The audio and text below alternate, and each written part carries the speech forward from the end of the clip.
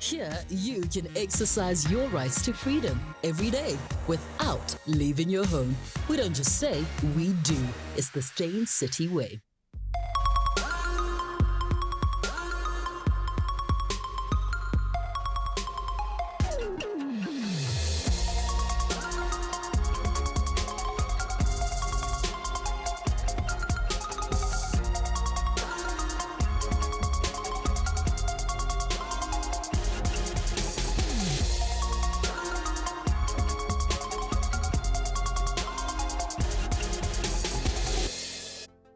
Hello and welcome to Real Talk on SABC 3. The stage is yours. Today we wrap up our exclusive two-part special on Minister of Social Development and the President of the ANC Women's League, Bathabile Dlamini. We were not treated as individuals, we were treated as part of the community against the oppressive government.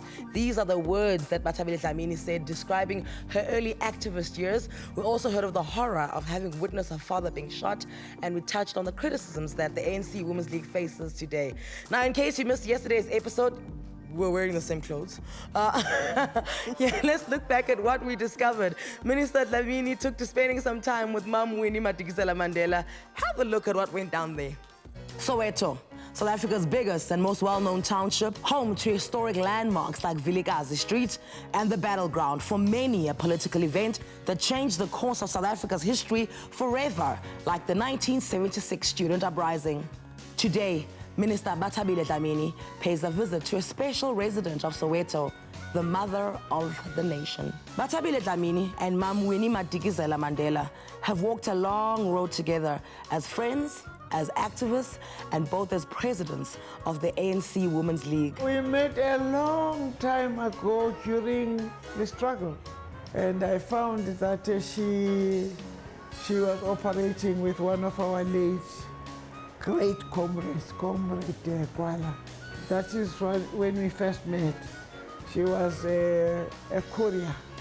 Those days, there were couriers, there were people who carried messages from leadership to leadership.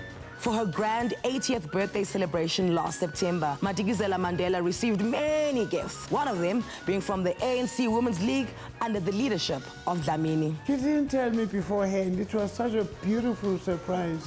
I was so shocked. There was a stage and all the women there, and of course the village was there.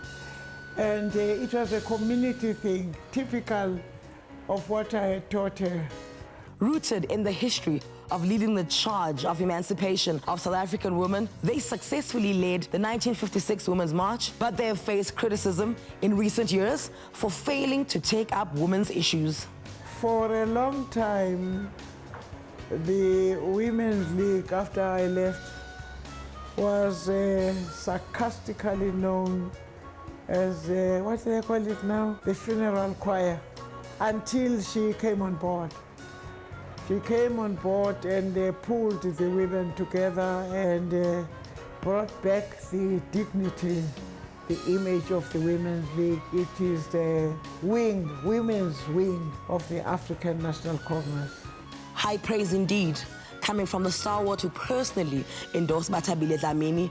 The question is, can Dlamini restore the Women's League to the high esteem South Africans once held it in?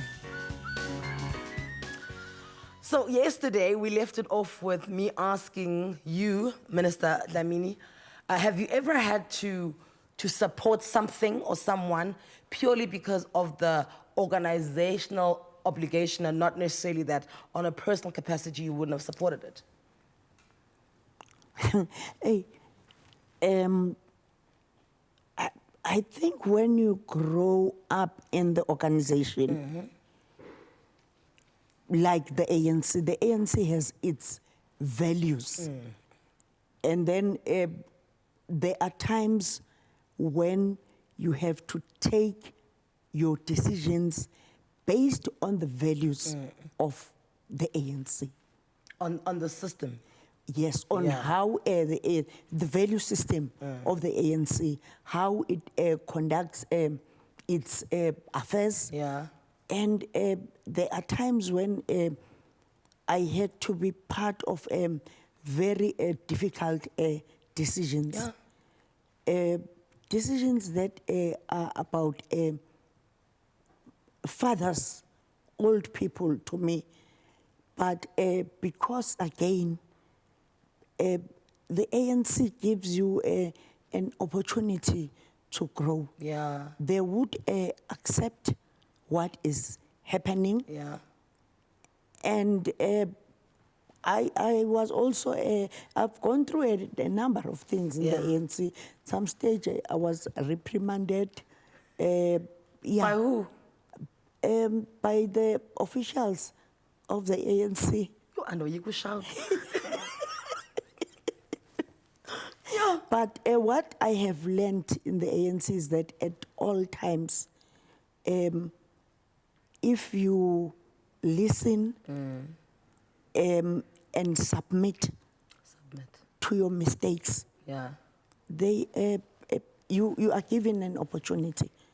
But so here, I remember my dad and my uncle speaking, saying, you know, they look at us and they marvel at the fact that if a white person says something sideways to me, I immediately answer, hey, when I was taking nonsense up there. But that's because I have the benefit of growing up in an environment that allowed that. Because they were like, to them, when someone does something racist towards them, it takes them a while to remember that, oh my word, we're free, so I can answer, right? So when I look at the women in the ANC, in the ANC Women's League, I want to ask someone like you, because it's a patriarchal state, we've said that, you and I. Do you find that sometimes something is done or something is said, and you first have to, like, because, and be like, hey man, but it's nonsense, and then you come back and answer? Or do you find that because now you've got this muscle that's trained now that you are ready all the time, but you know, as soon as it's said, you know, you are ever ready, basically? Yes, one, recklessness of male comrades in the ANC. Like now we are moving towards the conference. You will hear someone saying, if so-and-so does not win, there will be fire. And something saying, so-and-so wants so-and-so because he was the wife to him. Yeah. And people use very strong language. They forget where you come from. Yeah. And there is that mistake that I don't know where it comes from, of people who think they borrow you their minds. You don't have your mind. You can't analyze. You can't even see when they That's so patronize funny. you. Yeah. And they think you are blind. So, and these are the things that you are taught by the ANC. And sometimes you find yourself in a situation where you have to fight.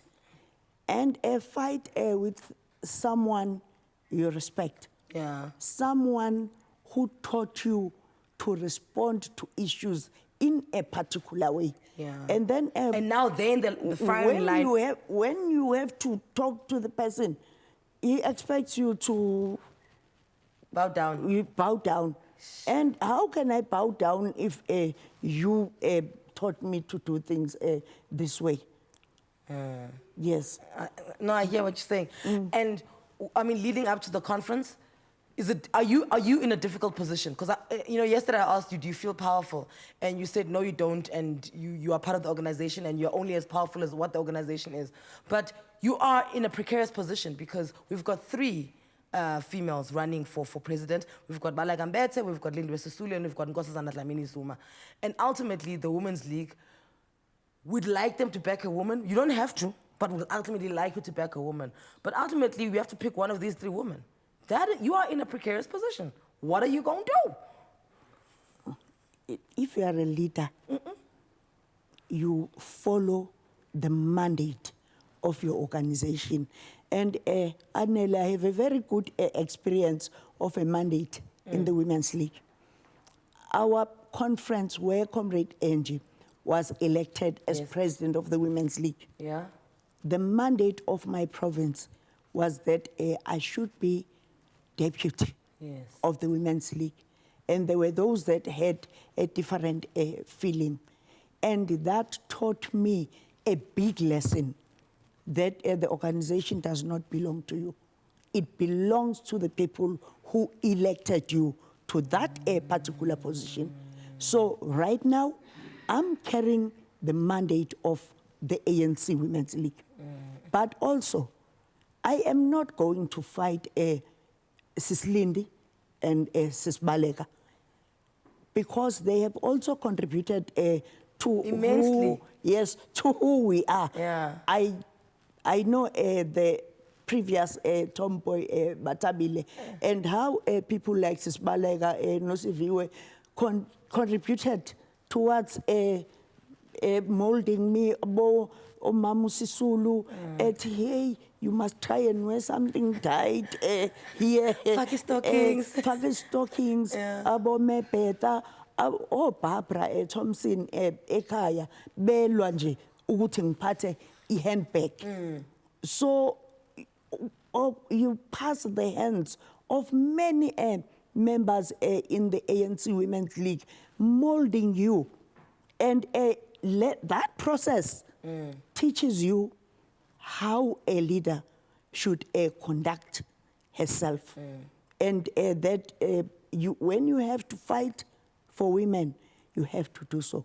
Because when they elect you, they put their trust in you. So we continue our conversation with Minister Bathabile Dlamini after the break.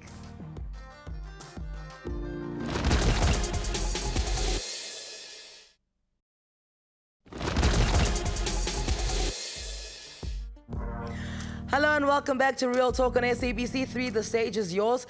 They say that it is the upbringing you have, the circumstances you endure, and the influences that you're exposed to that help shape the person that you become. Let's take a look at the early exposure to activism that Bathabile had. Growing up pre-1994 as a black South African was a contentious time politically. Black South Africans were prevented from enjoying the same rights as their white counterparts. This lit a fire in Bathabile Dlamini's belly that developed an interest in politics at a young age. We only realized this was a political thing when they formed an organization called Imbali Youth Organization. They met in church and they discussed, we didn't know what, and we didn't want to interfere. The stage they play, the theme of the play was about community life in South Africa. Umfundisi uDano aqale pick up abantu abathize la ku youth club leyo ebona ukuthi no labantu la bengathi ba relevant for ukushintsha ifuture ye South Africa. I was one of them. Bathabile was one of them. The ANC regional office in Imbali served as one of the meeting places where like minds strategized on how to put pressure on the then government. Bathabile quickly set herself apart as a leader whom others look up to. For her age, she was very active and very serious about umzabalazo as a whole. Ngiyafisa ukuthi kusasa ngigcine ngifane naloya muntu ngendlela akalida ngayo. One of Bathabile's biggest political influences was Themba Herigwala, a firebrand leader in the SACP and ANC who was imprisoned on Robben Island from 1964 until 1972. Babu Herigwala, uyena owayekhona esanophuma ejele naye. Sasihlala khona kwakheke most of the time because that's where we were getting instructions as to what we must do and how and when. Waye ubaba oqotho ekufundiseni izingane ipolitics.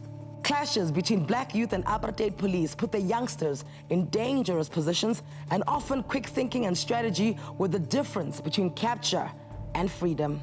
Kwake kwathi siboshiwe sithathwa yiveni athi uBathabile inyawo zibe sesicabheni zithinta isicapha seveni ngizothi 1 2 mangithi 3 sonke sishaye isicapha ngamandla sovuleka nangempela wathi uma sivuleka ningayi ngekhanda futhi ningayi ngenyawo uwenge ngohlangothi ubusi yarola so kanjalo sonke silandelana iyofika sifike eHodolip Street. Young activists had to toughen up as a survival mechanism. Dlamini equipped herself with the necessary military training that ensured that she was not one to be messed with. So these guys were arguing, and one of them said, you know, when the trouble really comes and it's a shootout, give an AK to Bathabile. My daughter is a sharpshooter. Aha. So the dad answered the question for us. It's okay. We shall leave it. We shall move on swiftly like nothing happened. So the media has their own view of you. And they're like, no, you're rude. Why does the media think you're rude? It's because I don't want someone to impose their ideas on me. I believe in discussing, and when I talk to people, I always give them a chance to say their say.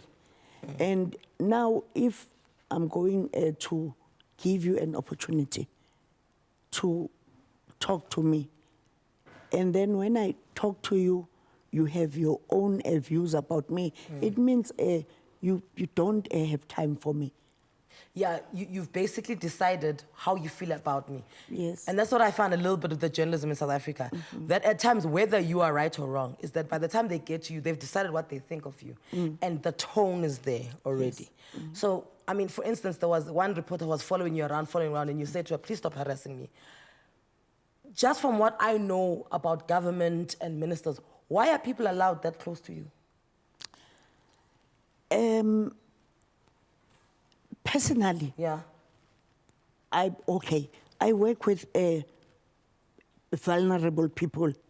Yes. And most of the time, when we finish talking in an imbizo, someone would like to come and talk to me. Okay. And I talk to them. And there are kids sometimes that you would be shocked if you see how mature our kids are in South Africa. You would come across a young girl and she would say, Mama, I wanted to say thank you to you. And you have to stand, talk, and not treat... So they can't be having to go through bodyguards and bodyguards when you are the Minister of Social Development? Yes. Okay. But that's not how we were grown up. You are a human being. You are like everybody else.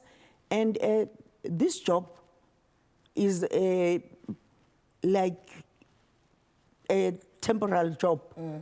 You have to always remind yourself that next week you might be a Bathabile without a minister next to your name. So you must ensure that when you are that Bathabile, you are accommodated by South Africans. You know, we work in these fields that are called male-dominated fields, male-dominated, and the one thing we're always told is don't cry at work. They're like, don't cry at work, rather go home and cry there. If you cry at work, your colleagues are not going to take you seriously, and you're the one who cried for the rest of your life. But then when you cried at work, did you not go home and be like, why? Why did you cry? Why? I mean, if I want to cry, I cry. Because if I cry at home, it should be artificial. Nothing would have happened at the time. I cry so that I take out the anger. People who know me know that we fight now. And I tell you, I don't like what you're doing to me. Or you should not have done this. It's wrong. And when we finish talking, that chapter goes. You don't hold the grudge? Yes, I don't. That's not a part of me. Yes. So, out of all the headlines, wait, first, do people keep them away from you? Like, the things people say about you? Like, is your team like that, where they're like, you know, she mustn't find this out, she mustn't find this out? Or do you say, whatever they're saying, let me know what they say? Sometimes they hide. Good. Sometimes they tell me. Sometimes just because of my state at a particular time, they don't tell me.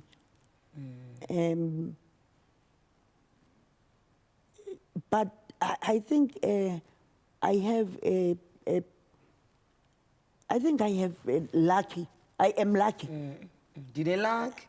I am lucky because most of the time I ask relevant questions. So I would find out through those questions. Okay. Yes. Okay. So has something hurt your feelings where you were like, oh my word, that was not nice? Like, just as a human being now, not as I'm a minister or I'm a president, just that wasn't nice of you to say about me.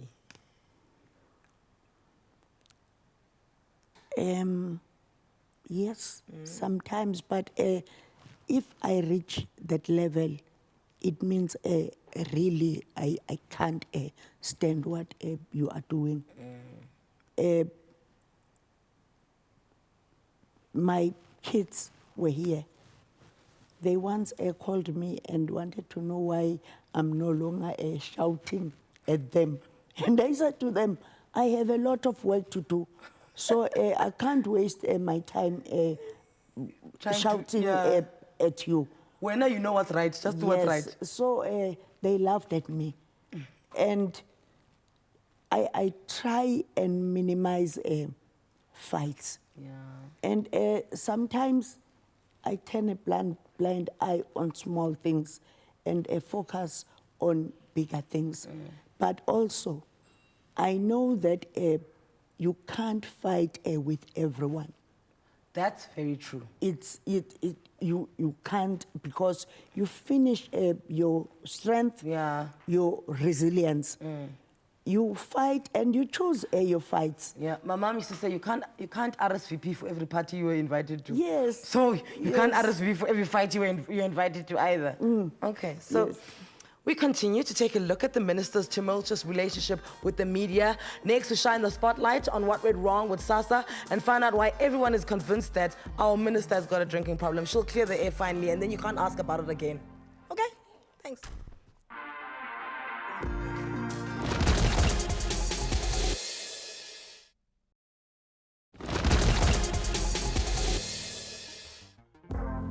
Welcome back to Real Talk. We're in the final installment of our second part special with the ANC Women's League President and the Minister of Social Development, Bathabile Dlamini. Earlier this year, the lid was blown open over problems that existed within the Minister's department that had South Africans outraged. Suddenly, millions of elderly people and young children had their well-being in jeopardy and were facing the possibility of not receiving their monthly social grants on time. Was this blown out of proportion? I'm not proud of this discussion. And secondly, I'm still sad about what happened. Government always finds ways of responding to such situations. It's said that the Constitutional Court had to be involved in this whole thing. But I'm sure the government was going to find a way of dealing with the issue. But secondly, I've been asking communications people in the department to organize some of the people that were in the advisory committee and some of those that were in the work streams, because someone just closed the door so that people could not understand the enormous work that had been done to prepare for this. And already by October, we were told that we are not going to be able to do this by the work streams. And then by December, the legal work stream came to us to say, you're not going to be able to deliver by the 1st of April. But as long as the South African society does not hear from the horse's mouth, the people that were doing the work, they are not going to believe the explanation that we were trying to give.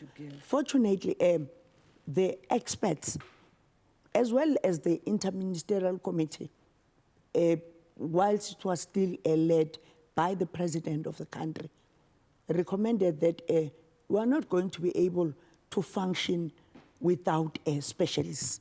True. So we are busy with that process, and I think the first thing that we have to do is to ensure that South Africans have access to the information that they don't have access to.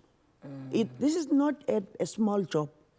I think those that control banks know that it's not easy to start or to redirect your institution to take the role of a bank, because that is what we thought we were going to do at the beginning. Okay. Yes. Okay. So I think that... So that process is no longer going to happen? It's going or it's to in happen. under review? It's going to happen, but we are going to be working with the post office and other departments, because there are other departments like state security, yes, home affairs, communications, labor, economic development. It's a big project. Yes, and the treasury. So why?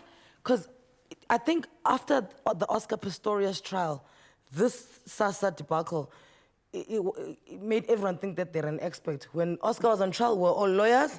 When this SASSA thing happened, we're all economists. So everywhere I went, I was hearing a different thing. So everyone is like CPS, CPS, CPS. CPS takes the money and then they keep it and then they make interest and then they only pay when they're done. Are CPS doing the grants under a dubious execution? They went through a tender. Yes. They won the tender, were taken to court a number of times up until the Constitutional Court. And the Constitutional Court said the tender was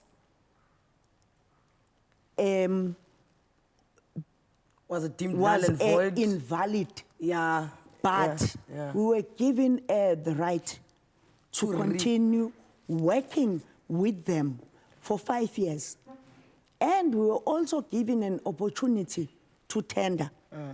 And then we started with the process of tendering. And last minute, the two companies that were in the final? Yes, second tender now. Yeah. They withdrew. It was ABSA and CPS withdrew. So we had to come up with a plan of how we were going to implement the absorption of work by SASSA. Okay, I hear you. So not once did a person not get their grant? No. Except, you know why when people, when people did not get their grants, it was because of our systems. SOCPEN is controlled by SETA. Yes. And then on a monthly basis, SETA would provide the names of the people, and then the company pays them. And sometimes we realize very late that maybe 500,000 people have not been paid, but it's not CPS. It's a government processes. What started a fight between us and CPS was when they started selling umoya manje. Yes. Electricity. Yes. To people that and loans to people getting grants. Yes. Yeah. This is what started a fight, but also between us and CPS. Okay. But also, when we went through a government institutions that were supposed to defend us, they did not defend us. And you see, if you are not used to fighting unnecessarily, you don't go out and shout that, this is what so and so did to me. How I realized that people were not aware of the road we had traveled, trying to fight the deductions. It was when we had to present to cabinet. And I heard through the questions that were asked that these people don't know that we've been Madoda, added. even my colleagues think I could not do that. That I did. That I did. This I did. But I think everyone was afraid. People forgot that we re-registered grant beneficiaries, and people had to get, or are now getting their grant wherever they want to. They've forgotten that there are no longer the hold-ups. In the process to getting Yes. it, I'm accused, all of that, yeah? They've forgotten about all that. The good. They've forgotten about the good and the execution. The footprint of SASSA has increased, and we are trying to ensure that we meet the 5-kilometer radius that is in the norms and standards of payment of grants. Sure. Nosiviwe. So after the break, we're going to go behind the closed office doors of Bathabile Dlamini to find out what it's like having her as a boss. Stay with us.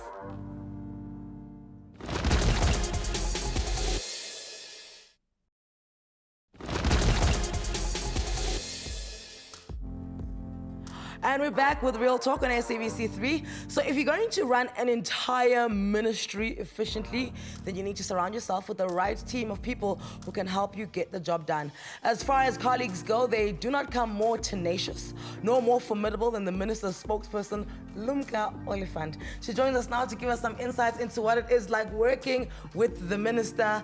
Welcome, Sissy. Thank you. Thank you so much for having us here. Are you going to be shy? Okay, I'm not shy. I'm not used to being asked questions like this. Like this, Yeah, like... yes. With your boss right next to you. Yes. You know what? I think, only Casper filling up FNB Stadium trended more than you telling us, "Ba masdibane emtshwatshwalazi." Yeah. You are here? Yes. No. I did not say masdibane echachalazing. Wustin? I said Pumani Sinbone, because you hide behind your Twitter handles, you hide behind everything else. Sikonfranden, masinbonen, yakon? Yeah. Because did you tell her that you're gonna do that before you did it? I did not tell her. I think it had gone too much. And it was a street fight, to be honest with you. It was never a professional thing. It was always a street fight. And also, yeah, estradwin. You can't go to a gunfight with a knife. You can't, because it was a street fight.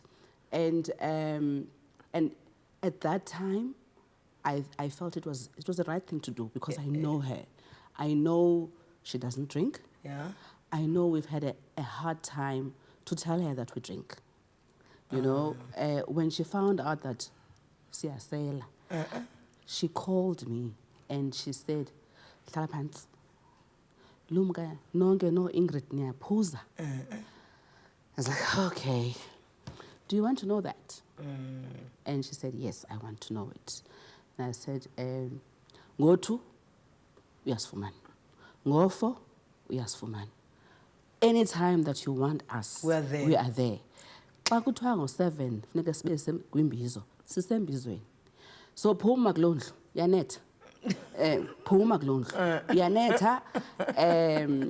But yes, siyasela. Siyasela, and it doesn't hinder us from doing our jobs. And siyasela. And I thought, you know, that was a time that I had to be honest with her. She's also our mother. You can't go telling your mother that we are sela. True. So because she asked me, I had to tell her the truth. Then she asked me if I use condoms. So I told her that my condom and my lipstick are in the same bag. Live in the same WhatsApp group. Yeah, it's in the same WhatsApp group. So I think the issue of ichachalaza. Also, I said, if you had said Bathabile Dlamini, you know, then all the other things, you know. Do you find that you constantly have to find the line of this is Lumka, the spokesperson, and Lumka, you know, the loving younger sister, the loving child to Bathabile, because like at times you go beyond the call of a spokesperson. You protect her now outside of professionalism. Do you find that line, it sometimes gets blurred for you?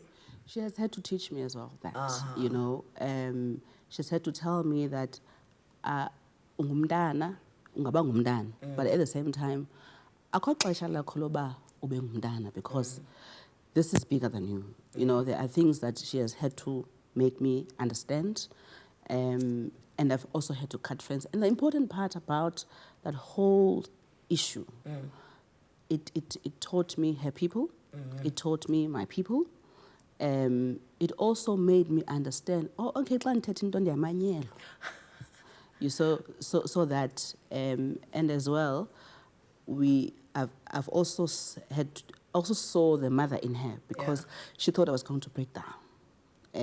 With all the attention you were getting, the attention and everything, and I saw her little ways of trying to say to me, no, it's okay, you're fine. Okay. So you stood up for her and spoke about this alleged drinking. Her parents also came through, and they have just a little note for everyone. What one yaphuza? Akaphuzi Bathabile. No, Bathabile akaphuzi. Noceliwe futhi akaphuzi. Amantombazana ami nje omabili awaphuzi. Abantu abamnyama ngazi ukuthi banani. Bayakwazi ukususa indaba. So her parents say she doesn't drink. The closest person to her, Lumka Olifant, says she doesn't drink. So then, when people look at you and they thought that you're drunk, what is going on? Sometimes when I speak, angeke ngikwazi ukuphuza Anele, because mina ngikhule ngine epilepsy. So up until today, okay, ngeke ngaba ne break ngingayidli treatment. But mangabe ngiappointwa ngiba minister ngagula, and then ngaya ku doctor. Doctor wa check everything, what no, let's go back to epilem. So every day ngiphuza in the morning epilem, nasebusuku ngiphuza epilem. Ngizophuza izokwenza kanjani manje treatment uma ngabe sengiphuza futhi. So it's not possible ukuthi ngiphuze, because angeke ikwazi ukuthi isebenze yona ngokwayo. Enye into mawukwazi ukuyilwela, abanye abantu bake bafuna ukuthi bakubeke iside elizokwazi ukudestroya, and uma ngabe usho into consistently about umuntu, abantu bayibelieve leyo nto. So I think that is what was happening at the time. And ngiyafuna ukusho ukuthi baningi abantu abamsupporta uLumka during that period. Abanye bamthethisa kamnandi futhi. Oh, as in the other ministers and other people in the organization. Uyabona nje, for instance, the late Ronnie Mamweb. Yes. Wamshouta wathi, hey wena awuhlonipha uminister, kuzofanele ngikhulume nawe. And then uZane Dango defended Lumka. And I think leyo nto iyakhombisa i-understanding yakhe kuma issues of power relations, because a lot of people babesenda bebhala ukuthi bafuna ukubona ukuthi kuzokwenziwani in the department. Yes, because we thought you were going to get fired. Did you ever think you were going to get fired? The DG in the office of the president, naye futhi bahlala naye, and if that period did not teach Lumka ukuthi this is how you have to conduct yourself, he will never learn. She will never learn. Yeah, so I think at the time, I didn't care. Oh. I didn't care whether I had lost my job, because I knew I stood for the truth. Yeah. And at that time, I really believed what I said. And I also learned that people love to see people take the walk of shame. Yeah. you know, they want to see you take the walk of shame, umenywe in public. Yeah. You know. And then they'll move on quickly to the next one. They didn't move, Anele. Didn't they? No, they didn't move. It went on, which is why I'm saying that I didn't know that before, that what I say matters. Yeah. So it taught me that now I can't also sit in a plane in business class without somebody taking a picture and tweeting on it. You know. So I've also had to learn just small life problems. You know, the fact that you work with a Yes. powerful person means that the power is splattered onto you as well. And with power comes responsibility. Yeah, that's the most difficult part of it, you know. I've also learned as well that angikwazi ungena endaweni ngibilumka because people think I'm also Bathabile Dlamini. And I've also learned that it's okay, you know. I've also been depressed about it, you know, and my psychologist would say to me, ezinye izinto uyaziphiwa. Lumka ungena endaweni and the room is filled. So you must accept it. That it's going to happen with boyfriends, it's going to happen with family, it's going to happen with also her comrades. It's going to happen everywhere, you know. Okay. Look, I asked you everything I want to ask you. Thank you for your time, and thank you for bringing her here. I know it was all you're doing. It's good to have Lumka on your cell phone number there. Thank you so much to the Minister spokesperson, Lumka Olifant, for joining us. It's almost time for us to wrap up our conversation with Bathabile Dlamini. Oh, before we go, we'll speak about her and Julius Malema. We need to know. We just need to know. She's like, Anele. She came to ask the questions. She's going to answer them. Come back.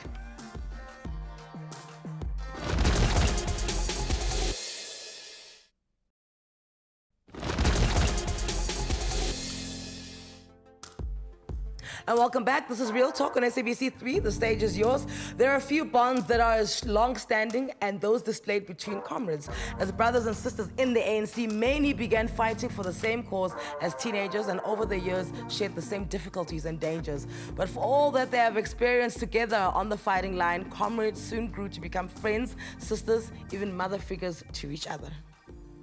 My earliest encounter with Minister Bathabile Dlamini, it was at Luthuli House, which is now the old Shell House. But besides that, also in the youth movement, coming from Natal, very strict person, but warm, motherly, very confrontational. If she loves you, even if you go astray, she will never abandon you. We developed a relationship beyond us meeting in meetings and events, but going to an extent of becoming sisters. Sharing a bed if we are in a workshop, sharing a room if we are in a conference, sharing even clothes. But her parents knew that there is a little sister called Nomvula. I'm happy she's improving her dress code. She does wear it differently now. She must still get used to putting on stockings and consistently sorting her lipstick. She must reduce all these things that are in her bag. The most heaviest bag I know is the bag Yaga Bathabile Dlamini. And my view is that people really don't know her. And sometimes I've been very sad about some of the things they've written about her. Personally, as a big sister and as a comrade to her, I certainly know that there have been moments when she's covered my back. For the record, she is wearing stockings, okay? Okay, black male is the color she's wearing. Okay, I know it very well. I sometimes see it in the shops myself. So we've covered that part. I don't know how heavy her bag is. I mean, these are people you grow up with, your colleagues, your friends, you lean on each other. Is it difficult when you have to come up against each other because the nature of politics is that at any given moment we can disagree and split down the middle? I think there are times when we disagree. For instance, when we went to Mangawung, we agreed with Mbalula and Julius that there was disagreement between us. But I must say that I wasn't happy about that. because I've walked difficult roads and paths with them. So when it comes to someone like Julius, and I was looking at the things that I wanted to speak about, I mean, you've answered them. You've answered the SASA debacle. You've answered the fact that he thinks that you drink. We've answered the fact that, you know, the body shaming, when you said slender, nonsense, and all of that. You know, he used to be in your party. He's somebody who is, we can't all deny Julius is a natural leader. You know, when you look at him and you're on the other side and he's on the other side, is there a little bit of you where you can say, at least he does this right? I want you to say something nice about him. He does this right. Okay. His sense of humor. He does have a sense of humor. He does. If he tells himself that he's going to do something, whether he loves you or not, he does that. And if I can tell you something, I know that deep down in his heart, Julius does not have a problem with President Zuma. I know where things went wrong. And people will always be quiet about that. But he also was trying to defend someone, and from the word go, Julius and Mbalula saw that there was something wrong about that person. And they got fed up, both of them. And being themselves, they fought very hard. And then I think Julius could not stand that he was expelled when he knows that since I saw him, he's been active continuously, continuously. I've never seen him sitting down and not doing anything. And I think there was going to be a vacuum in his life if he didn't get into politics. If he didn't get something. We are out of time. Can you believe it? We are out of time. And I only got one motherly look from you when you were telling me, Pastor Damazan.